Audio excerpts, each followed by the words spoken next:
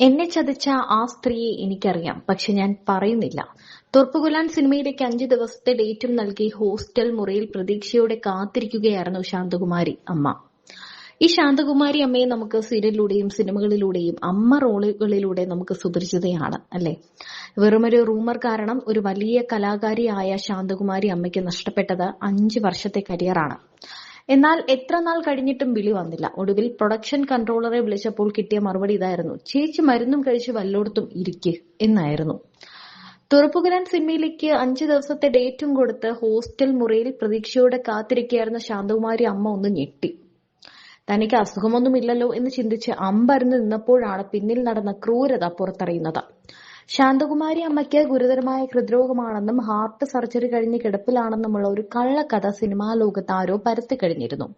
അന്തരിച്ച നടി സുകുമാരി ചേച്ചി ഹാർട്ട് ഓപ്പറേഷൻ കഴിഞ്ഞു കിടന്ന സമയമായിരുന്നു അത്. ആ സാഹചര്യം മുതലെടുത്ത് ഒരു സ്ത്രീ മനഃപൂർവ്വം മെനഞ്ഞുണ്ടാക്കിയതായിരുന്നു ഈ റൂമർ. കൈവന്ന 3ഓളം നല്ല സിനിമകൾ നഷ്ടപ്പെട്ടപ്പോഴാണ് താൻ ചതിക്കപ്പെടുകയായിരുന്നു എന്ന് അമ്മ തിരിച്ചറിയുന്നത്. ആ ഒരു കള്ളക്കഥ കാരണം നീണ്ട 5 വർഷമാണ് ശാന്തകുമാരി അമ്മയ്ക്ക് സിനിമയില്ലാതെ വീട്ടിലിരിക്കേണ്ടി വന്നത്. സിനിമയിലെ വെള്ളി വെളിച്ചത്തിന് പിന്നിൽ ഒളിഞ്ഞിരിക്കുന്ന ചില ചതിക്കുഴികളുമുണ്ട്. അത്തരമൊരു ചതിയുടെ അതിജീവനത്തിന്റെ കഥയാണ് മലയാളി സിനിമയിലെ എക്കാലത്തെയും മികച്ച നടിമാരിൽ ഒരാളായ ശാന്തകുമാരി അമ്മ പറയുന്നത്. അമ്മ സംഘടനയിൽ നിന്ന് കിട്ടുന്ന 2000 രൂപ മാത്രമായിരുന്നു ഏക ആശ്വാസം. അതുകൊണ്ട് ഹോസ്റ്റൽ വാടക ഒപ്പിക്കും.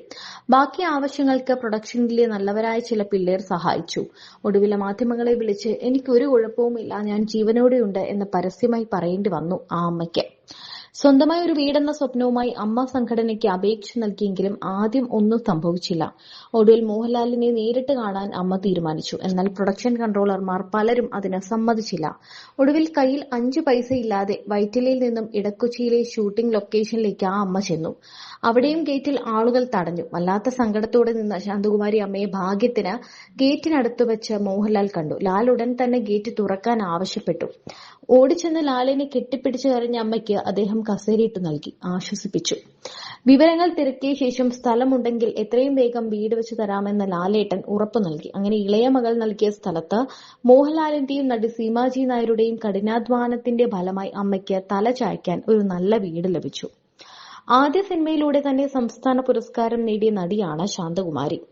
സിനിമകൾ കുറയുമ്പോൾ പഴയകാല പ്രതിഭകളെ വിസ്മരിക്കുന്ന പതിവ് ഇന്നും തുടരുന്നു.